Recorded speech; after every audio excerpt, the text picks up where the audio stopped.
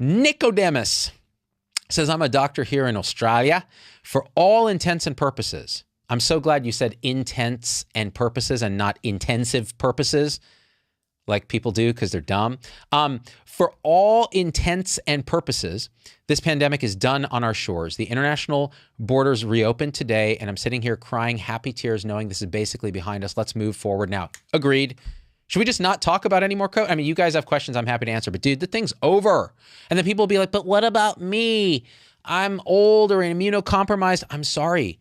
Yes, it's over as a public policy issue.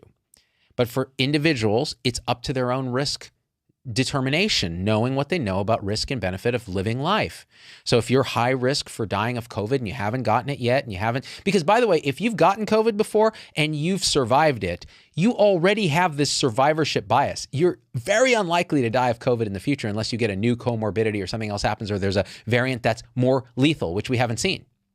So far, they've been the same lethality or less lethal, just more contagious, right? So it's pretty much over as a public policy thing. So why do we still have in the US mask mandates, even vaccine mandates? Why? What's that going to accomplish except for creating reactance, psychological pushback from people who are like, I don't want to get a vaccine for whatever reason. And listen, you can't blame them. Either they're in an echo chamber that's different than the mainstream echo chamber, which is everybody's going to die of COVID or else, like vaccinate your 2-month-old with 40 Hellraiser shots in the face. Or they have plenty of other, reasonable reason not to get vaccinated. For example, they've been infected once or twice or 3 times a lady, right? But for some reason in the US, we don't acknowledge that as like a thing. So that generates trust. Come on, dude. Alicia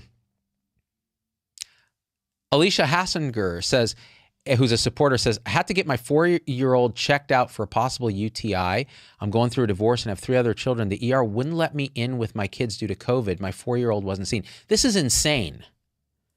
This is insane. We know how to prevent nosocomial, hospital-based spread of COVID. Throw a mask on people. What's not to see here? This is nuts. I'm sorry. That really sucks. Dude, come on. Kathy H says, got it. I survived it. Now I have superpowers, right? I believe it was the late, great, what the heck's her name? Why am I blanking on her name?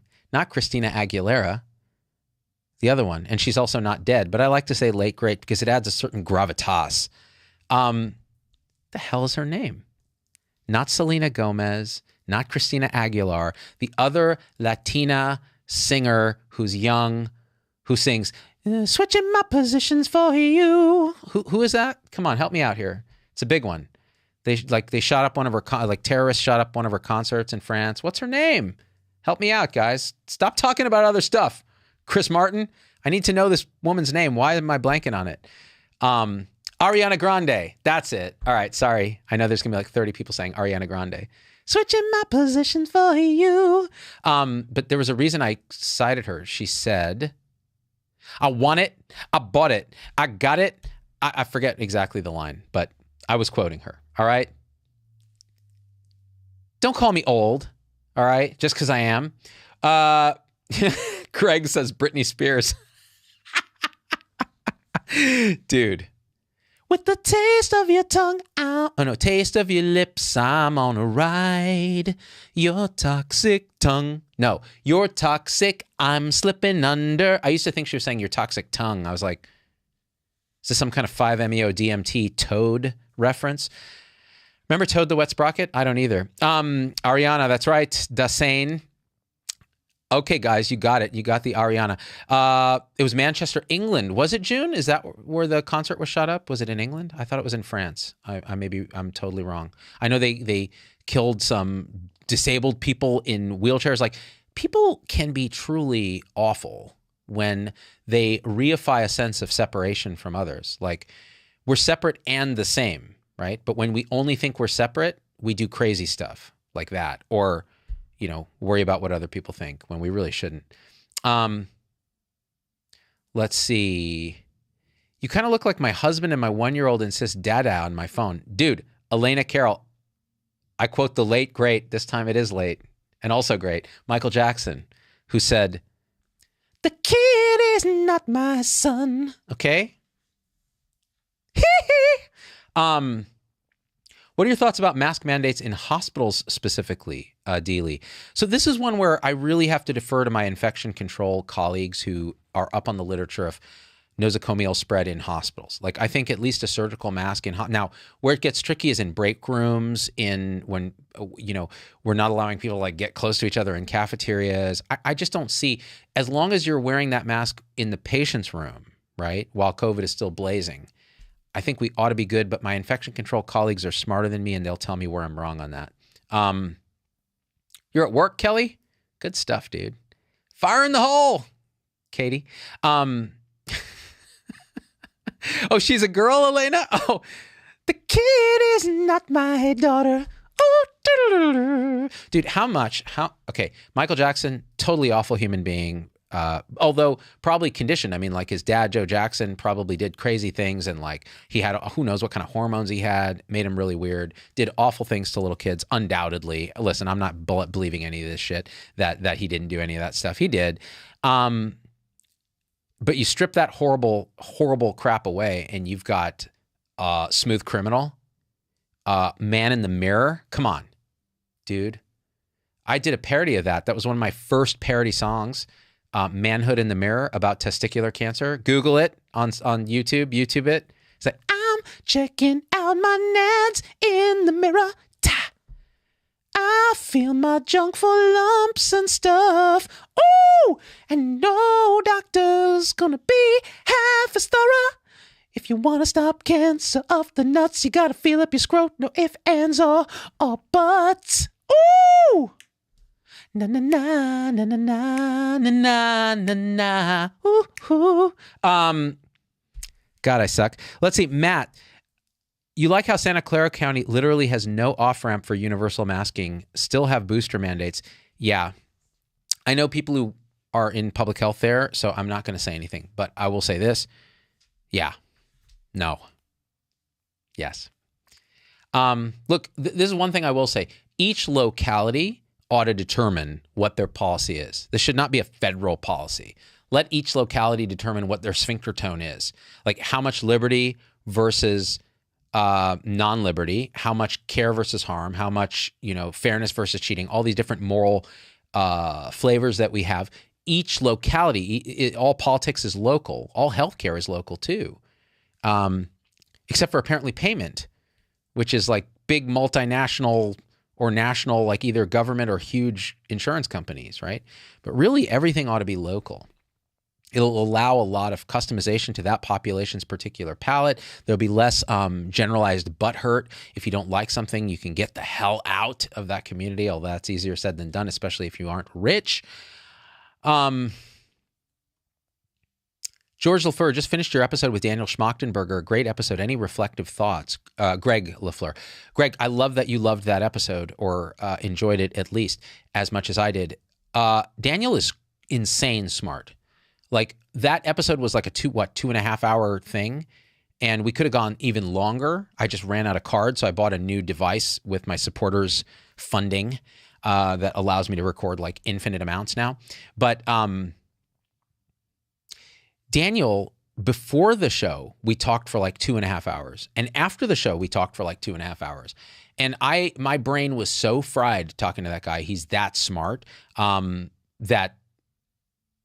it's insane. So he really, he's spent his basically last few years thinking about civilization level threats and everything from social media, big tech, environmental problems, AI, like all this stuff, and then healthcare, and wraps it all in this just huge brain.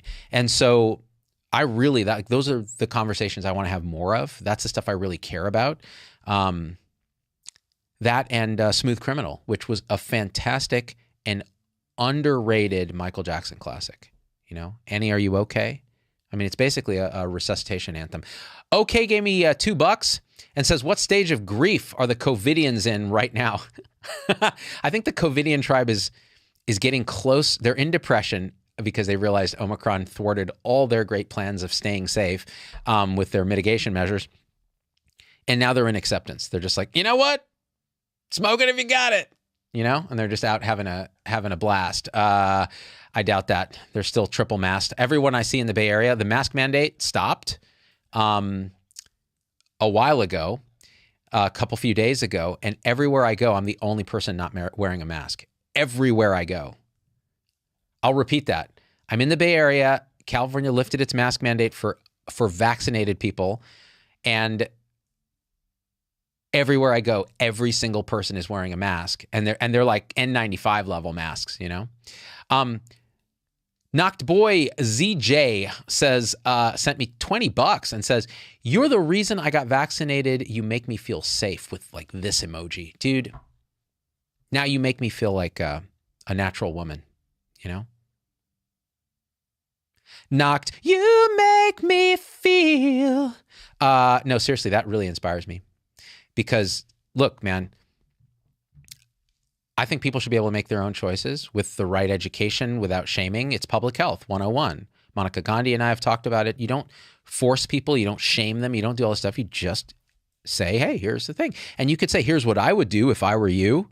And that's helpful to people, right? And also don't be an absolutist. Like a booster shot for a healthy young person to go to college, that's dumb. You don't need it. Nicole Sereno hit me with the 499 and says, #alt-middle, this is the way. That's how I know you're a supporter. It is the way. By the way, okay, let's talk about something really important. This is crucial because it's central to really everything that I believe in, everything I stand for, everything I've been trained in, all my conditioning, my spiritual status as identifying as a Jedi, and that is Boba Fett, the book of Boba Fett. Trash or what? Worst thing you've ever seen? I still watched it, riveted every single episode because I'm a Star Wars fan, but was it not complete garbage? Come on, people. Throw me a bone here. The best episode is where the Mandalorian shows up, right? We get some Baby Yoda action. The rest of it, I was like, come on, dude. Okay, first of all, how did this mother flipper survive the Sarlacc? Oh, he did that? Oh, come on, dude. Spoiler alerts. Okay, next. He got fat and old instantly. Like Boba Fett was skinny and ripped and fast and kind of a badass. Suddenly, like he goes through Sarlaccification, he's gained weight and he's ancient. Like, dude, I know that the thing will slowly digest you over 1,000 years, but I didn't know that it actually warped space-time to do that. It's like the Kessel Run in under 12 parsecs. And then the guy, first of all, like how the hell did he become good so fast? Like he was a total badass, evil dude, working with the Empire, working with Darth Vader, my boy. Next thing you know, he's like, "Hey, do you want me to break your bonds?" Like talking to the guy in the sand people. Dude, I would have slaughtered every single one of those sand people, including the kid. All right? Anakin did it. What the hell, Boba? Are you a man or what? Dude, I think Russell Peters said it best when he was doing his like Cantonese shop owner routine. He's like, "Hey, be a man. Be a man. Boba, be a man, dude. Stop having these flashbacks about your dad on Camino and the water and all that. What the hell, dude?" I know a guy that comments, okay, I'll admit, kind of trash. I still watched it and enjoyed every second of it. But okay, what about that low-speed hover bike race through Mos Espa with those, like, the Spy Kids? Those, like, kids with the modification. I'm like, what is this a thing now? This is what would happen on Tatooine? These, like, squeaky clean, vibrant, clothed, like, skate punks from the 80s? Come on, dude. I know, ball boys, I am going to get canceled. I'm going to get canceled by Disney. Okay, who donated? Here it is. Nicodemus, right. That was our Australian colleague. Thank you for that. Anakin was on Ambien when he slaughtered the younglings, Daniel Kurt. That is totally what his lawyer would have said. He would have been like, Your Honor, we hereby submit Exhibit A, physician droid request, one Anakin Skywalker submitted in formalin, a prescription for galactic Ambien. Per the doctor, actually, what they would do is they bring the doctor, the physician droid with the Bacta tank that Anakin would sleep in. They'd bring it into the courtroom and they'd be like, Dr. Droid or DRDR, could you please tell us Anakin's medical history? And the droid would be like, Roger, Mr. Skywalker. What is the honorific for Jedi? Senor Skywalker. What had much difficulty attaining sleep REM status and was thereby prescribed Ambien. This is going off the rails fast. So, would it be in your expertise, Dr. Droid, to understand the dangers of Ambien in such a patient with the highest midichlorian score in the known universe, in the setting of sand people adjacent to said dwelling, who had in fact, and I quote the court reporter, slaughtered his mother under torture? Objection, Your Honor. Hearsay. I mean, that would have been amazing, actually. None of that would happen. But yeah, Ambien. That's why he killed all those sand people.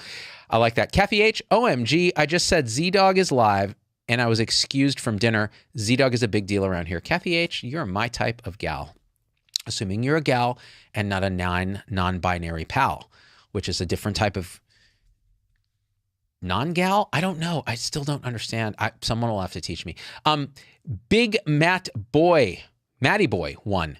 Go on Jimmy Dore and straighten him out. Find common ground. Okay, I have no idea who Jimmy Dore is. People have been telling me, yeah, somebody went on the Jimmy Dore show and Peter McCullough went on the Jimmy Dore show and like called you all kinds of stuff and like tore you a new one. And I was like, okay. And then someone sent me the link and I clicked on it and it was Rumble, which by the way owns Locals. And I'm like, oh yeah, another Rumble video. And then I opened it and I saw the number of views and I closed it. I was like, who cares? Nobody cares what they said, right? So it doesn't even matter. But no, honestly, he has every right to respond to the video. I responded to his video. So I think I love free speech. Let him respond. Doesn't mean I have to watch it because I know it's going to be garbage. That's actually not a very good way to think about things. I would watch it, but I know enough about this situation that there's really no point. Like who will I convince now by arguing back and forth? At this point, we've whittled it down to the very fringes. So I have to kind of save my bandwidth for like stuff that's going to have higher impact, like Anakin's Ambien trial, his low speeder chase through the streets of Compton. You remember the whole OJ thing? If that were done with Anakin, could you imagine? Famous Jedi, Anakin Skywalker, all American, all galactic, like now on a low speed land speeder chase through Tatooine after he's been accused of murdering his own wife in a fit of rage and killing a bunch of sand people and murdering younglings. And then, oh my God, you go to the trial and he's got Johnny Cochran there. He's like, Your Honor, if the black glove does not fit, you must acquit. He's like trying to jam on that black glove on his Darth Vader hand. It doesn't fit because they shrunk it. Oh, that would have been classic. Big Matty Boy says it's on YouTube too. McCullough didn't say anything. It was Dore. Oh, okay. Who's Jimmy Dore? Did you say it like that? D-O-R-E? I have no idea who he is. Lisa Mojica. I don't think McCullough has been on Dore. Malone, yes. No, he has. People keep sending it to me. And I keep ignoring it. Katie, thanks for the $5. Did you see The People versus O.J. Simpson? I never saw that, Daniel. I'll have to watch it. Nicole Sereno says, wokeness got in the way. They gave Fennec Shand the badassery because vagina, a.k.a. woman empowerment. I like good power, but not at the expense of dreaming. Well, I've known badass male characters. Oh, yeah, dude. I don't even know. And then they fired, what's her name? Yeah, Gina Vagina. What was her name? For being anti-woke. I don't know, dude. The whole thing's a mess. All I know is if you want to see anti-woke, if you want to see actual racism, watch The Phantom Menace or any of the prequels, right? So George Lucas, like the king of Bay Area Marin wokeness, is I have no idea what he is in terms of that. But in The Phantom Menace, he's like, okay, we need a comic relief character, like a kind of I don't know. I'm thinking like an alien blackface. How about Jar Jar Binks? We'll give him like this weird Jamaican accent, and we'll CGI him, which is basically digital blackface, and we'll have him go be like, Misa think that Misa got it this Sunday, and he will make him like the butt of all the jokes. What do you think of that? That was just step one. Then they're like, okay, we need a bad guy who's foreign enough that people will hate them, but recognizable enough that people will also hate them. Let's make them the Trade Federation, and let's give them an accent like, it appears that the Jedi are coming for the ship. And you're like, oh, this is great. That's literally the Phantom Menace. Gina Carano, thank you.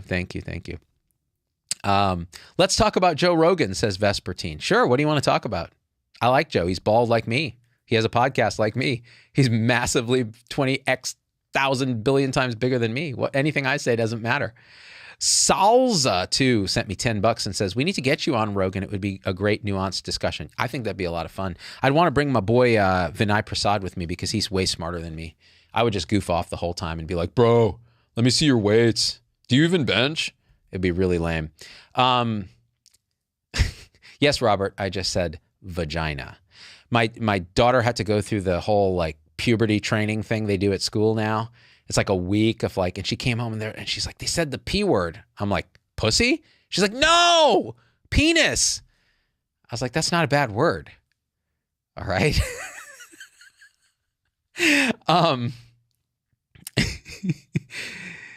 Did you play in big band at UC, Ross Nation? No, I did not. I tried out for the jazz band and they rejected me because I was in the Daily Cal newspaper the day before saying that I think I was like equivocal about whether People's Park should be occupied by protesters and homeless people when the university owned it. And I said something to the effect of, well, I kind of see all sides on this. I gave an alt-middle answer, and I go into audition for the jazz band with my guitar. And the two dudes who were auditioning me, the professors or whatever, recognized me from the Daily Cal. They recognized my name because there aren't that many Zubin Damanias. This was 1991. And they were like, aren't you that kid who like, we're like crapping on homeless people? I was like, no. Did you even read what I said? Like apparently if you're not like an absolute Marxist, you're a fascist in that mindset, right? But what was funny is that's not how the rest of Berkeley was at that time. The largest student group on the Berkeley campus was the young conservatives. but the loudest were the communists. I loved Berkeley. It was great. I mean, they were about free speech, right? They weren't trying to cancel anybody in those days. It was all about let everybody talk. It was great. And we had some like controversial people there that were saying some crazy shit, and they had tenure. They were still there. Tutu Puff. I would love to see you two on Rogan. Dude, me and Vinay on Rogan would be deadly awesome, right? But me and Vinay have our own podcast, so why do we need to go on Rogan? It would just reach more people, right? It'd be fun to talk to Joe. Let's see. Jason in Flagstaff, who's a supporter, says, woke, sound asleep. Same thing. Stubborn as a mule, as my mama says. I like that. Elizabeth Cicantelli, supporter extraordinaire, sent me $20. Says, missed my membership payment a couple of months. Here's 20 for the cause. Dude, you're my special boy, even though you're a girl. Or you could be a non-binary pal. Please never, ever talk Star Wars. It's a bad look for you. Disclaimer, I like Star Wars too. Lance, come on, Lance. You can't have a name like Lance and not love Star Wars, which you do, right? By the way, if you haven't seen the bad lip reading Star Wars stuff, you're missing pretty much everything that matters in the universe. Like Hostiles on the Hill, Hoth, right? You are like cinnamon. Watch it. Don't even, just stop, Lance. Whatever you're doing, stop. If you haven't seen it, go watch it. Just Google bad lip reading. Watch the bad lip reading Trump Axios interview. Unbelievable. The gold standard of comedy. Z-Dog, isn't it time to admit that we are not in a pandemic anymore? Coffee lover. I've been saying that. It's no admission. It's like, we're not in a pandemic. I keep saying the pandemic is over when we say it's over. So can we say it's over? Because I said it was over in like February, March with Monica Gandhi because we had vaccines. We could have declared it over. Delta came, but we could have saved a lot of lives if people got vaccinated or just like dealt with it. But we continued to like do all this stuff that probably had very minimal benefit. We'll see. The post-mortem on this will be real interesting. You know, it's going to be real interesting. I mean, I gave a talk in March or something in Las Vegas for like 1,000 surgeons and nobody was wearing a mask, right? It's over when you say it's over. That was 2021. Now people will be like, well, now look, there's been so much death since. Yeah, there has. It's a terrible virus for people who are at high risk. We have a vaccine that dramatically lowers your risk of death and people won't get it. So at this point, it's on them, isn't it? Why are we still like shitting on everyone else because some people just, and now there's always going to be immunocompromised people, elderly people, people who fail vaccine, the very young that are typically not at high risk, but some of them can get sick, right? We know this. So this is not to be heartless to those populations or people who've lost loved ones and so on. I always have to clarify that because it's easy to rant and rave and forget the compassion for people who've suffered. This has been a tremendous amount of suffering, right? And people who just have high worry because the media and everything's conditioned them, or they're just concerned. They just see risk very differently in a way that maybe I don't see it, right? But we've caused so much societal damage, so much economic damage, and we're structurally continuing the safety creep, this idea that whatever can be done to keep us safe should be done, regardless of its effect on every other part of our life. And I don't think that's right. I really don't. That's a policy issue. That's a politics and policy issue. Yeah, Jen Wick says, yes, it's on them and it's okay. It's on them. If you show up in ICU and you're unvaccinated and look, the ICU is busy and healthcare workers are burned out, that's a separate question, right? We don't legislate directly like you must not smoke, you must not eat junk food, you must not get diabetes by being fat. You must, those things fill up hospitals too. They make people sick in the winter. You must not get old. You must not be in a nursing home where you're going to get a nosocomial infection. We don't do all that, but we will say, oh, you must wear a mask. You must be vaccinated because it's happening all at once. It's going to overwhelm the hospitals, except that it really, and I hesitate to say this because I'm sure there are some hospitals where it was a serious issue, right? And everybody thinks it's a serious issue because that's how we operate in hospitals. We're always on the margin. We're always like, oh shit, like one more patient's going to break the camel's back. But we get through it. We ought to be staffing up nurses. We ought to be training more doctors and nurses. We ought to be lowering barriers to activation for medical training, lowering debt, all those other things. We don't do any of those things. So instead, when the shit hits the fan in the form of a pandemic, which is legitimate, like it's a legitimate pandemic, it's a big deal. A lot of people die, a lot of suffering. Hospitals get very busy. We totally fall apart. It's been years in the making, right? So how do we respond? We try to control what we can control, and that's other people. So, okay, you will wear a mask as a 2-year-old in school. Your parents will make you wear this mask. We will make sure people get, force a booster on a 20-year-old or they can't get their degree from the college they're already paying for. We'll force someone who's had Omicron, Delta, and 2 doses of a vaccination to get a mandated booster or they can't work in the hospital.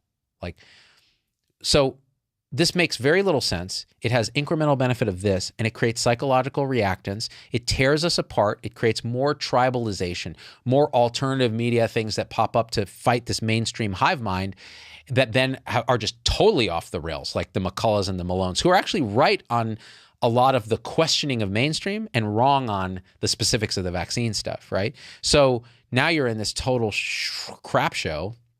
I'm trying my best not to curse because it's the Lord's Day. But it has probably very little benefit. And the postmortem will tell us this. You can look at countries like Sweden, but it's very difficult to compare countries because you have so many different variables at play. Lisa Mojica says, Medicare for all, single payer. Okay, this is one that I really struggle with. And I'll tell you why. I agree. Our current system is absolutely disastrous because it is not the free market and it is not socialized medicine. It's some horrible mix of the two. It's a completely dysfunctional, disastrous mix of pure Stalinism in the form of Medicare, the way it's set up now, because the way it works is there's a committee that determines what gets reimbursed in Medicare, and it's made up of like different specialists and things like with vested interests. So what happens? Specialty care gets heavily reimbursed, primary care and prevention doesn't, and it's paid by the common money, our tax money, for people 65 and older or other carve-outs for Medicare. So that's not, that's straight up pure communism because there's a top-down control. It's a single payer for that population, right? But it's also like, again, it's not a competitive way of determining prices. It's price fixing, which the Soviets used to do, and it didn't work. So you have this kind of broken single payer kind of model. And then what happens is there's all this fraud. So people in the free market side of it are like, well, we can just bill Medicare, so let's do a bunch of stuff that doesn't need to be done. And it's still fee for service, except for Medicare Advantage. It's still fee for service, so we can still make a ton of money by just the government's paying. How's that working? Bunch of bloat, bunch of fraud. Now, the advantages are very low administrative overhead, like 10% versus 30% for private insurance. A lot less paperwork and that sort of thing. And then you have more innovative products like Medicare Advantage, where it's more like, here's some money to keep people well. Don't blow it all in one place, right? That I'm simplifying, very dramatically simplifying. But in Medicare Advantage, there's room for innovation because companies can compete to see how they can best take that money and save the savings while keeping people very healthy, right? So it incentivizes you to keep people out of the hospital, out of trouble, avoiding unnecessary procedures, but doing what is necessary because otherwise they end up in ER and they cost you money. So those kind of things can be helpful innovations. But then you have the private sector, which is just like big insurance companies, denying care, inflating premiums, and they're regulated by the government, which makes it, again, this weird, like it's not free competition. It's kind of a mess. And then you have the Medicaid for the very poor, which is like a third-class system that doctors don't even want to take because it reimburses so poorly. So you have the worst of everything. And the private sector is not competitive. It's a few oligopolies with no price transparency at all. So nobody actually knows what things cost. So how are you supposed to actually shop around? Try shopping around for the best price for a hip surgery. It's not easy. For a colonoscopy, it's not easy. And why do you even care when the insurance is paying for it? Well, because the next year, your premium is going to be higher because they got gouged. And they don't care because higher premiums mean they get to keep a higher percentage or a higher amount because they're fixed at certain percentages under Obamacare for what they can take home, medical loss ratio. So they get paid more if the premiums are higher, even if they have to pay out more. So they don't care as much. So you see, you have the worst of government, the worst of private industry, and everybody's a mess. And we have the worst outcomes in the entire developed world. Also, one of the lowest ratios of doctors to population per capita in the US, because the AMA, which is, by the way, a shit organization. If you're in it, please leave it. I've ranted about AMA before. We need better orgs than what we have. They would limit supply of doctors. And by the way, historically, AMA limited supply of minority doctors. They would actually prevent black doctors from being doctors. So they're a wonderful, august, historic organization that's really been on the side of patients from the beginning, right? And so you have limited supply of doctors, not enough Medicare funding for residency slots. We prevent foreign medical graduates. We make them jump through a ton of hoops so you can't import labor as easily. And so we have, and what does it do? It keeps physician salaries high, which they like, but they're all burning out because they have huge volumes of patients. So time for a reboot, y'all. Health 3.0. That's what I'm going to start talking about soon, some more, since this COVID thing is done and has been done. Lance hit me with some $10. I'm a dentist and had COVID and thus didn't pursue the COVID vaccine. Can we acknowledge the vaccine isn't a vaccine in the conventional sense now? I'm pro-vax, by the way, concerned about government overstepping. I don't, this idea about the semantics of is it a vaccine, is it not a vaccine? It's a vaccine, you inject it, it generates a antigen response, and you make an immune response to it. That's a vaccine. That's as far as I'm concerned, is the definition of a vaccine. And it's designed to prevent either illness or infection. And this prevents mostly illness, meaning severe illness, and less often infection. Do I think you need to get a vaccine if you've been naturally infected? Not necessarily. If you're young and healthy and not high risk and you did well with the original infection, and it's a documented infection, I don't think so. But what I do agree very strongly with is government overstepping. Yeah, use government wisely. It's a tool. If you overuse your hammer and everyone feels like a nail, they're going to vote that hammer out of the toolbox next time, right? It's what VP Vinay Prasad and I have been saying. And George Shepard says, as a cancer survivor, I was rejected by most health insurers, right? Until the Affordable Care Act kind of changed that dynamic and said you can't be excluded. But of course, that distorts the market. So there's, again, so back to single payer. I don't care who pays for healthcare. What I care about is that we're doing the right care at a value price, meaning it makes sense. It's worth what we're paying. Then we can figure out who pays for it. Maybe it's employers, maybe it's you, maybe it's the government, maybe it's all those things. Maybe it's one of those things. It doesn't matter. But if you're overpaying for garbage care, which we are, then it doesn't matter who pays for it. They're getting screwed. And if you make it all the government, then you just have Medicare on steroids, which means more bloat, more fraud, more unnecessary crap. Now, you do have the ability to better control it like they do in Canada, but then you have this tension between, the liberty of doctors and caregivers and patients and the government's purse strings. So it just becomes a very complicated conversation that has a lot of nuance. The alt-middle stance on this is, okay, let's look at all sides of this. Let's dig in. Don't just knee-jerk and say, no way governments can run this right, or government's the only thing that's going to fix this. We need a single payer like other, civilized nations. Personally, I don't trust government. I also don't trust oligopolies like big medicine to do it. I do trust a ground up kind of rethinking of healthcare from people who actually do it. I trust that more than anything. Chip says, Z, thanks for standing up for nurses. Dude, I mean, you guys get screwed any chance that they can screw you, right? Now they're talking about wage caps on nurses, mostly traveling nurses, but still. How about caps on CEOs' pays? We don't have that. That would be nice. True Dat says, why are the vaccinated more scared of COVID than the unvaccinated? So this is a really interesting question. I know what you're angling at. You're angling at the conspiracy of like somehow the vaccine puts you at higher risk for COVID than unvaccinated people, but that's not what's going on.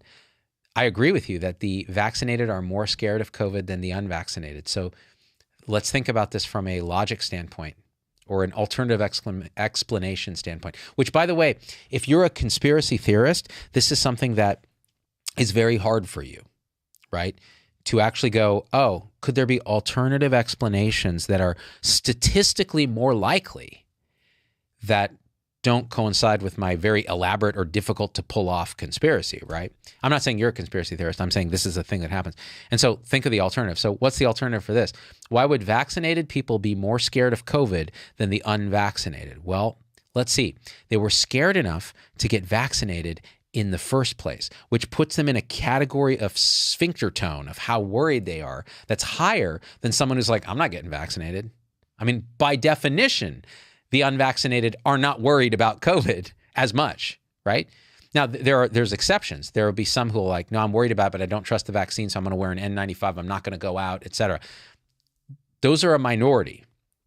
Really, the people who are unvaccinated are like, I don't know, I don't care. Or I got COVID and I'm not getting vaccinated. And that's actually quite rational.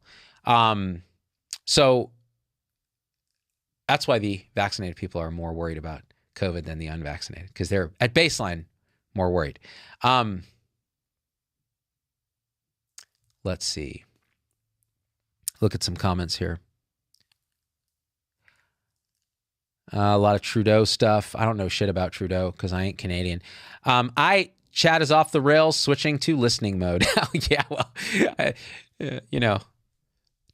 public chats are like, it's like if you were going to like a state fair and you suddenly put up a box and I started talking. I'm like, everybody come around. Let me tell you about the vaccines. And then people just were allowed to talk with total anonymity. This is a state fair population now. It's just open to anybody. They can come and they can say anything they want. So the chat gets a little spicy, which I enjoy personally. N Monster says, Z-Dog, Physicians for a National Health Program is an alternative to the AMA. Of course, they're for single payer. Yeah, so I like a plethora of organizations competing by ideas. I really like that. So if you want a national health plan, then advocate for it. But what I would say is if you want it to be a health 3.0 kind of thing, fix the care models first. Like, what are you going to reimburse? And how are you going to do it? And how will you measure outcomes? And how will you reward good care and penalize bad care? And how will you control costs? And how will you deal with social and economic and racial disparities? And how will you fund it without causing an economic drag that will be problematic? So these are solvable issues, right? But we need to start having the conversations. I'll tell you, as a doctor, it's wonderful to be able to just bill one thing. Go, okay, I know exactly how this works. There's not 20 different insurances. There's not a schizophrenic way I have to look at patients. There's no uninsured people I have to worry about how they're going to get followed up care. Like, it's a huge relief for physicians. So I think increasingly physicians are like, dude, anything that solves the paperwork thing. Now, my concern is that they'll just go with any old crazy government plan and then they'll regret it. We'll all regret it. So you got to think this ish out, which is why I like the idea of multiple groups kind of competing for ideas here. John Titer sent me $10 and says, your take on pricing of healthcare is fantastic and refreshing, so thanks for that. Have you heard of some people rarely getting something like long COVID after getting the vaccine? I'm in that camp. So this is very tough, John, because we don't know what long COVID is. And people who've had vaccines, some of them will say, like yourself, I have these symptoms now that are happening. Now, as Rachel Zoffness, Dr. Rachel Zoffness said on my show, and we've said it quite a few times, all disease is biopsychosocial, meaning there is a biological thing. So maybe that's getting COVID or getting a vaccine, depending, right? There's a psychological thing. So there's some response of how we internalize this whole thing. That's where placebo and nocebo responses come in, and the mind-body connection and biofeedback and all these other things. And then the social component, which is like, how is this viewed in society, culturally, among family, et cetera? That's a kind of we space, right? So long COVID is a thing culturally. And long vaccine COVID is becoming a thing online. So all these things collude to create whatever the syndrome is that is real suffering. So it actually, you have real symptoms, it's affecting your life, it's real suffering, but how do we treat it? We have to look at the biopsychosocial components of it. And the problem is we just don't know enough, right? Now, it's really, yeah, it's complicated. So we may have to just do a whole show on that at some point. Princess Farhia says, how important is stopping nurse practitioners from practicing medicine? How can we let more regular people advocate to get care from physicians only? This is such a tough question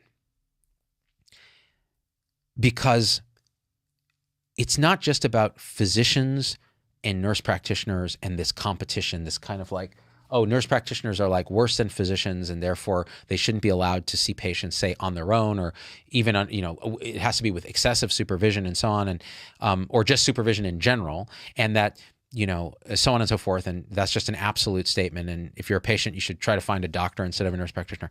But I don't think that sees the alt-middle truth here. The alt-middle truth is there's a spectrum of quality in both doctors and nurse practitioners. The worst doctors are way worse than the best nurse practitioners. They just have more training, so they can do different things, but they're negligent, dangerous, poor thinkers, biased, incompetent, whatever it is. And the best nurse practitioners can be amazing. There are plenty of people who tell you stories of like the nurse practitioner spent time with me, actually heard my complaints, especially for biopsychosocial things, where the psycho and the social is a big piece. Nurses have a different training model. They have the nursing model instead of the medical model. It's different than doctors and PAs. So there's a spectrum. There's a spectrum of training for nurses. Some do the online sort of correspondence course. Some do much more, you know, what their clinical component is actually matters a lot. How many hours of clinical they get with a good proctor, instructor, that kind of thing changes it a lot. So I'm actually very uncertain about the best answer for this. I know that experientially, I find that it's usually the physicians who are practicing at the bottom of their license, meaning they're doing the stuff that like is not maximizing their training, that are the most angry and upset about nurse practitioners. This isn't always the case, but it seems to be. And then the nurse practitioners who suffer from Dunning-Kruger syndrome, meaning they don't know what they don't know, are the ones that make the loudest sounds about having independent practice and doing more and more and more. Because the nurse practitioners who are very well trained, who know what they don't know and know how complicated medicine is, are the most likely, in my experience, to tell you, yeah, I still like having a physician supervise because medicine is hard. That's a great nurse practitioner because they understand how complicated medicine is. It's the same with doctors. The doctors who think they know everything, they're the most dangerous. You have to be humble in the face of this stuff, man. Medicine is really hard, really freaking hard. I remember graduating residency. I could have gone out and practiced as a primary care doc anywhere. And I was like, nope, not ready to do this. Really complicated. So I did some moonlighting, would talk to all the other staff, and they would teach me and so on. And then I ended up going back and doing hospital medicine, which I knew really well because that I did train in for 3 years, right, as a resident. Even then, you're leaning on your colleagues to bring you up to speed. It's hard. Medicine is hard, and it's nonstop learning. And you worry about it. You worry about it all the time. Yeah, there is no best answer. We need all professions, Lisa Harris. So the way I talk about it, Lisa, is I say we need a team of people practicing at the top of their training.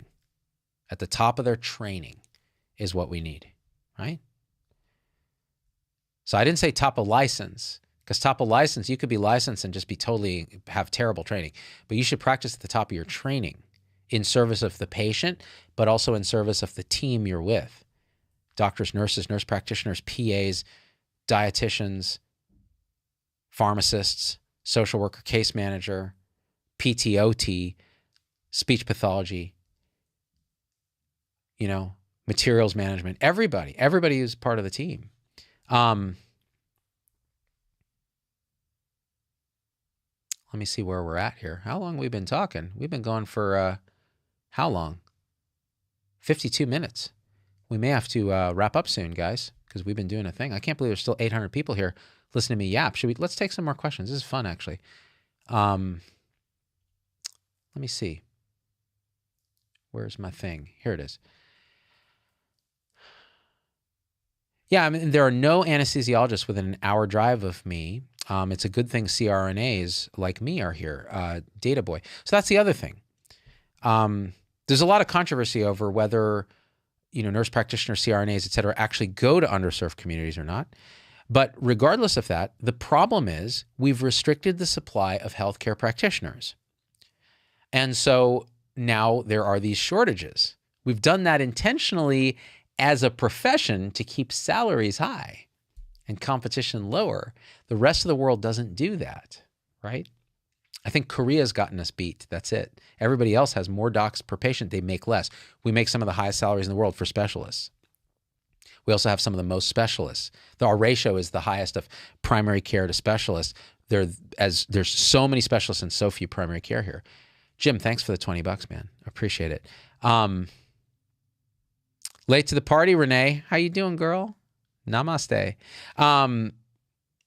Jim says, thank you for speaking out. Dude, and you know what? You know what's funny? So I would say stuff like this back when I cared about speaking engagements and because that's how I would support myself, because I try not to see patients for money because I feel like it's a conflict, Like I'm talking about stuff, I want to be free. I don't want an employer telling me anything. I don't want to be in private practice because that's running a business. That means that I'm hustling for patients. I make money by my supporter tribe, by ad revenue on this thing, and by speaking engagements, right? And a little bit of merch and stuff like that. And I have a team to support too, right? So the way that I used to do it was I do a lot of speaking engagements. And the talks were great. It was a lot of fun. You get to travel all around the country and it works really well. So then I go on the show and I say something like, I'm really annoyed with some of these physicians that are bullying these nurses online and nurse practitioners online, and something about that. And it got construed as like I'm for like nurse practitioners practicing, without a license or any physician supervision. And so a bunch of doctors called up, because on my event page, you can see like where I'm going to speak. I've stopped even listing most of the events now. I only list some of the a few of them that are public and that kind of thing, because this is what happened. They would go to my website, find the events, and start calling and hassling the event organizers and say, this guy does not support doctors. If you have doctors at your event, they're going to hate him. You should get him canceled. And they literally, what's amazing is they would get events canceled. So because these people are risk averse throwing these events, they're like, oh my God, we don't want the doctors to be mad at us. But the great thing is in my contracts, it was always like, I get paid if you cancel the event without cause, right? And so I would still get paid. And I didn't have to do the event. But I didn't like that. I didn't like having to worry about what I said to piss off a bunch of mob of whoever that then going to affect like my ability to pay my team, right? So now I do a lot less speaking, and I just don't care. I'm going to say what I think. It's getting increasingly hard. Like the more I meditate, the more I'm on this sort of journey with you guys of like trying to wake up, the harder it is to be inauthentic in any way. It's really difficult, which means you guys are going to see me as I am. So if you don't like me, you don't like me. That's totally cool. There's a lot of people I don't like that they're authentic person. I'm like, it's not really someone I want to hang out with, right? Personality is not quite there. Of course, beyond personality, we're all the same thing, but we also have this personality. So we have to get along. So if you don't like me, don't watch. If you don't like what I'm saying, go on a platform, go on YouTube, go on Twitter, whatever, and argue. Make your point, right? That's what I did. It took me 10 years to build it. Now you can build it like that because it's just easy. It's much easier than it was back in the day. Jason in Flagstaff, who's a supporter of the show, says, hey, I wish I'd stumbled on your pages before. I've been alt-middle for a long time, but I wasn't as nice about it. Yeah, I know. I wasn't either. Let's see. Travel nurse is tough to get loans because they're under contract and not permanent. Yeah, right? It's true. They don't have a regular income stream. That's a W-2 income. Secret Owl says, doctors don't get anything. It's illegal to get a kickback for prescribing medications. It is, Secret Owl. It's I forget, Stark. I forget the law. Do more music videos. You jam on the axe, says Big Matty Boy. So I was listening to some of my old music videos just to try to feel nostalgic the other day. And we've done like, I don't know, 70 music videos. It's something ridiculous. And the problem is it's tough. Music videos are tough because like I've kind of parodied the big things that I want to parody. And I need to find a song that's perfect. COVID has to be over so I can shoot like out, because right now the restrictions on shooting since COVID started are ridiculous. So COVID has to be over. And then people have to watch the music videos and they generally don't.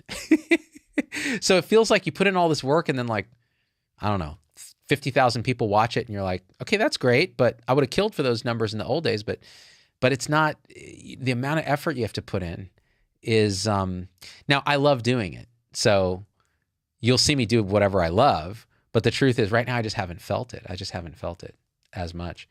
But it'll probably come back when COVID's done, much to your chagrin for people who hate seeing me do that. And then LS says, less COVID talk, more on mindfulness and awakening, please. Okay, so let's roll out on that because I think that's important. And, I got an email from a supporter who's in my supporter tribe and said, listen, I watch your stuff for the music videos, for the comedy, for the healthcare stuff, and for the general science and atheism. And you've been more and more into this kind of spiritual path, and it sounds like a religion to me. It's not science. And, I respectfully am going to have to unfollow. And I respect that. Like that would have been me 5 years ago. I wouldn't have understood this as being consistent with science, not a religion, and a way of improving suffering for myself and others. I wouldn't have known that because it's only known experientially. You have to go through the journey. And first of all, you have to be called to it. You have to feel like something's not right. I'm suffering even though I'm doing everything right, or I'm suffering even though everything's wrong. And there's got to be a way out. There's an intuition I have that there's a way out of this, that this is not how it has to be. And that's the spiritual journey. That's the hero's journey. You then realize something's not right. You go on a journey. And the very seeking, the very journeying itself is the ego trying to do that until the ego itself gets bypassed and you just wake up. And then you're working to dissolve some of the fixations that have been conditioned in your life forever. It's this whole journey until finally that, and this is a very advanced stage, like the sense of self itself drops away and it's just radiant reality happening with nobody to suffer. And you inhabit your humanity in a beautiful, compassionate way that is a benevolent presence in the world. And that's the sort of end stage of the journey. Well, who doesn't want that? I don't know. Some people don't. Some people are like that dude in the Matrix who's like, put me back in, make me powerful, you know, make me rich. I like the video game. I'm going to keep playing it. That's fine too. Nothing wrong with that. Hey, Nicole, not planning a book soon. I like this format better than books. I can't do books very well, writing them. And Russell Brand is awesome. I like him. He's a little conspiratorial, but it's okay with me. So back to this mindfulness thing. So I did a Facebook Live the other day where we dropped into the present moment and together live, which was really awesome. It was in the backyard, and you know, and you have a few hundred people there, and they're all there for that, right? Because everyone else had peeled off, and you just go, look, we're all together right now, which is the only thing that exists or has ever existed is this now, this awareness that you are the knowing of everything that you're experiencing. That's what you are, this aware presence. And it feels like now. Everything is happening in it, as it, and you're that. So all your past is just a thought that is here now that you're experiencing. Oh, I'm a dad, I'm a friend, I'm a loser, I'm a winner. All your future is an imagined thought that happens right now. It appears. It's all appearing in consciousness only now. And all you have to do when you're trapped in the house of mirrors of future and past and thought and regret and emotion and resistance, that's suffering, by the way, is resistance to what is. Resistance to what is right now. All you have to do, it's not complicated. It's deceptively simple. It's so simple, it's sometimes impossible. Take a deep breath in. And when you breathe out, you're just here. Drop everything. Whoop, you're here. Just this presence.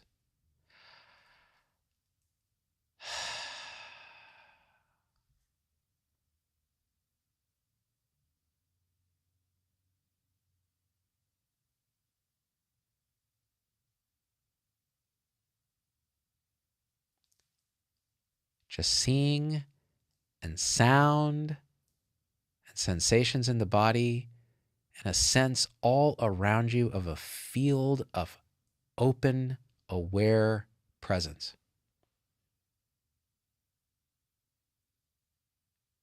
Everything around you is knowing itself. Now. Which is not in time. Time is a thought. Now is eternal. It is just this right now.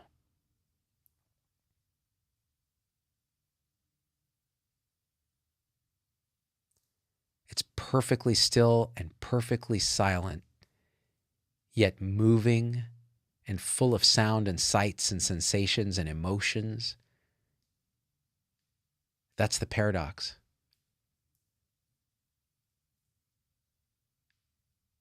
Just feel that. You can't think about that. You have to feel it. You have to experience it.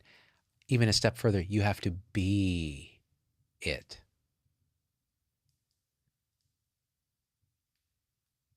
All of this journey and mindfulness and meditation and seeking and struggle and path, and you go to India and you join an ashram and you take a bunch of psychedelics and you go to a meditation retreat and all that. All that's great and wonderful. All of it is to come right back to where you already are and never left. It's a remembering. Oh, how did I forget? This is what I am. I'm not thought. I'm not emotion. I'm not a story. I'm not a belief. I'm not alt-middle. I'm not pro-vax. I'm not conservative. I'm not liberal. Those are all stories that happen now. They're the images on the movie screen of the now that's lit by consciousness that you are, the awareness, the knowing of the story. That's what you are.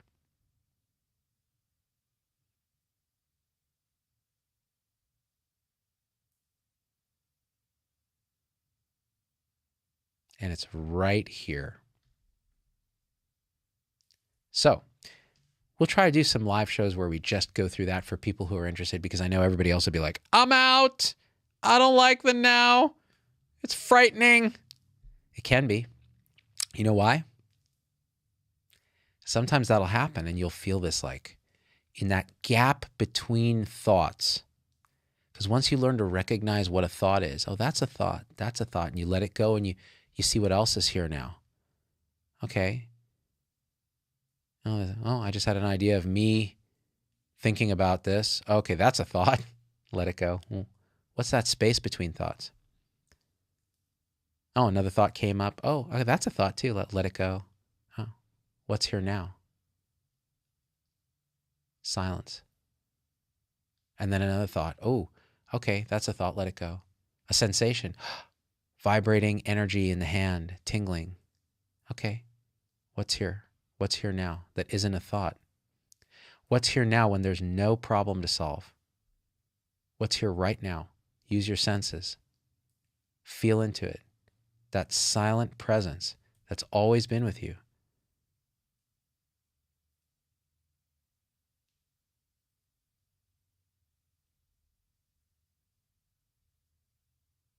Sometimes that stillness can trigger your ego, which is a pattern of thoughts and conditioning and ideas and belief. And it's like a program. It's like software running on this open conscious Linux system. The ego is like this OS, this like little pattern of software that's like, this is how you're separate from other people. You're the body. You're the mind. You're your thoughts. You're a story. Also, you need to protect yourself. Well, when that operating system is running, by the way, it's just vaporware. It's just software. It's not real. It's just another experience in reality, which is this. When it detects that your attention is now in this, it does not take that lying down. So it might generate a fear response. It might generate panic. And you know those are different because the base state of this is peaceful, blissful, serene, very quiet. So when you start feeling fear or restlessness, like, oh, I got to go do, this is boring, I got to go do something. That's your ego, like, it's like alarming. He's going to wake up. He's going to see what he is.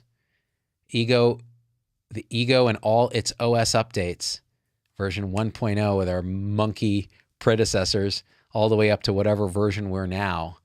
We're at, Windows 11 version of the ego. It knows us better than we know ourselves, and it is not going to let you wake up to what you actually are. It's a threat to the ego. The ego evolved to keep us separate so we could compete in this conscious space, in this dream world, the video game, which is great. Honor it. It's doing its job. It's really good at it. You're not trying to get rid of the ego. You're trying to recognize it for what it is, right? Which is nothing. And then it can be there. You can see it. You can see what it's doing. But who's doing the seeing? It's not the ego anymore. You're not seeing from the vantage point of ego where your attention is stuck in ego. You're seeing from that which cannot even be described, but it's what you are. That's meditation. That's walking in nature. That's being still in church. That's chanting or praying. Hey, there's so many doors to this because it's a door to where you are already. Flow state, knitting, doing sports, playing an instrument and getting into flow. Self drops away. Ego self drops away, and it's just this happening to no one. But it's radiantly alive, and it's perfectly now, and it's not in time and space. It's here, everywhere, now, and eternal. That's reality. That's unfiltered, unmolested reality. Unfiltered by your ego mind, by thought, by perceptual filters that our mind throws up to make us feel like we're in a separate space from everything that is.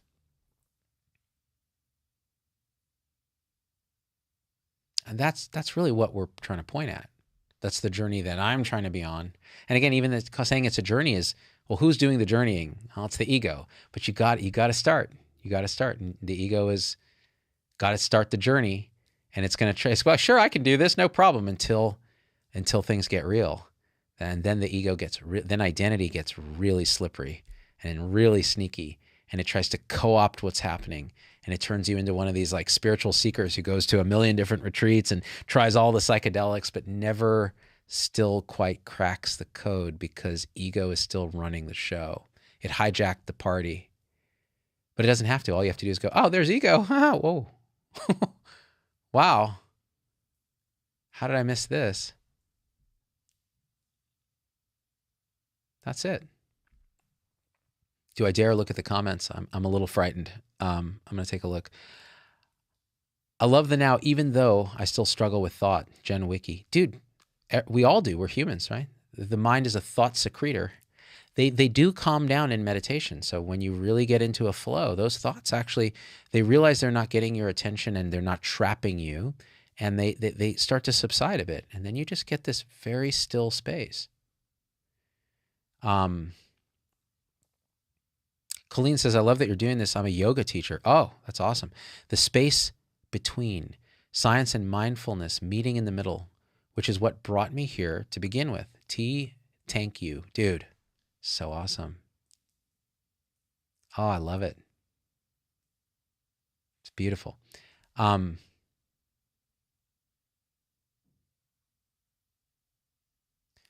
Ms. Maniacal, are we just awareness in a neat suit? You know, even that is not the full story, right? So we can identify with awareness. That's a huge shift. That's the first awakening. But even that identity can drop away. And there's just reality happening to no one. Talk about destabilizing for the ego. Ego does not know what to do with that. And everything is just radiant phenomenon coming out of emptiness and dissolving back into emptiness as quick as it happens. There's no time and space. It's just this happening. And the mind puts filters on to make it feel like it's in time and space and there's thought and there's labels. When all that drops and it's just phenomena happening coming out of empty aliveness, hard to describe, pure reality. Yeah, it gets weird. It gets impossible to talk about. The mind can't go there. You can only drop into it if you're lucky. And but it is our true nature. That's our truest nature. Not even awareness. Awareness arises from that empty, and in the Christian tradition, I don't know, I guess you call it Holy Spirit. You call it God. In the Buddhist tradition, they call it emptiness or the unborn or the unmanifest. I think many traditions just call it God. This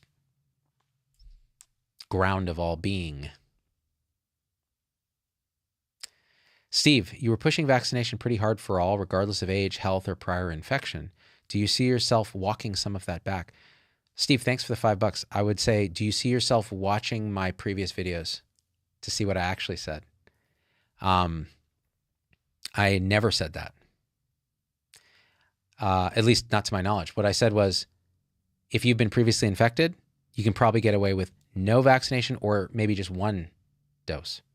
If you're a young kid, it's kind of a risk-benefit analysis that parents and pediatricians should make. If you're old and high risk, you should probably get the 3 doses with the booster.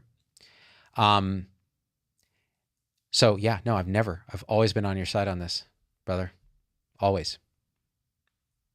Go back, watch the videos, especially the ones I do with Vinay, with Marty, with Monica. Monica's more gung-ho on vaccines. But yeah. Let's see. So DMT shows you all of this. It will set you free. So alpha dystestrius. I think psychedelics can be a powerful tool, but they are not, in my opinion and my experience, the end-all be-all for it. There is work that has to be done. And I actually found, and look, I've tried some of these things. I found that the 6-day meditation retreat that I did with Angelo was more powerful in a stable way than psychedelics for generating a de-identification from thought and a connection to pure empty awareness, and a generation of the sense of connected love, unconditional love that comes from that opening. There was an emotion opening that happened too, where a lot of emotion happened. That can happen with psychedelics too, especially ayahuasca, DMT containing psychedelics. All right. Yeah, I agree, alpha dystetrius. I better go. I've kept you guys too long. I like ending like this. It really puts me in the state that I actually intended to talk about for the whole thing, but I got carried away with other stuff. And so, you know, I hope some of you guys will be along for this ride as we talk more about this stuff, because it really is all I secretly care about. That's not true. I do care about the alt-middle stuff. Sense making. I care about healthcare. COVID is what it is. I care about the people who have questions about COVID. But yeah. All right. I think we did a thing. Alan, talking to Kelly. Awesome. Yeah, natural habitats. Right. Whether this thing is lab made or came from a animal, it's still a disaster, right? We need to figure it out to prevent it from happening again. But yeah, encroaching on animals and that sort of thing has been part of the problem, if it's that. And doing crazy research is a problem. That's an obvious one. Lisa says, eating peyote in the desert when I was young helped me with my paralysis of fear. Oh, yeah. Yeah. It can transform. Okay, okay. Let me say one thing. This is important. Adyashanti talks about this in his book, The End of Your World. So what's the best way to say this? You have your egoic structure, your personality, kind of our human sort of manifestation of our conditioning and all of that. So you have your traits, you have your hang-ups, you have your various beliefs, you have all those other things. That's still like this kind of self, right? Psychedelics, meditation, different things like that can really, really, really blow that open, and then while you're open, have insights, and then reconfigure it in a way that's permanently different. But it's still your ego. It's still your personality. It's still your human incarnation of that, right? So it's not a transcending thing. It's hey, I'm stuck together in this certain way. I have this paralysis of fear, or I have this way of, mistreating people or mistreating myself, or whatever it is. I'm unable to love. I'm unable to be intimate. I'm unable to forgive myself. I'm unable to forgive others, whatever it is. But these things can blow you open. And if you start integrating while you're open, if you start really doing the work while you're open, as it closes back and reforms your ego identity, it's a different identity. It's a different ego. It's a different structure. It's more open. It's more loving. It's more adaptive, whatever it is, right? So that's important work. It's very important work, but it is not awakening in itself necessarily. Awakening in itself is this phase shift where you thought you were this, and then it's clear beyond, it's just totally clear in that moment or moments or days or weeks or months or forever, depending on the depth of the awakening and whether it's an abiding awakening and it sticks, or it's just like you see what's up and you're forever changed, but you recrudesce back into a self. You see that, oh, wow, all this egoic stuff, I can work on it, but it's not who I am at all. It's still not who I am. Who I am is this. And that's instinctive. It's deeply true. It's not going anywhere. So let's work on ego. Let's do all that work. Let's work on emotion. Let's unrepress things. You won't have a choice because it's all going to come up and you won't be able to defend because you're this. Ego's going to have a hard time. So you can either resist it and make it a lot of suffering or just dive in, right? So this is post-awakening kind of stuff. All right, guys, I love you. I love you. I love you. I really should go. Until next time, I will see you soon. I might go away for a few days or I might not, but I'll see you and I love you. I do. And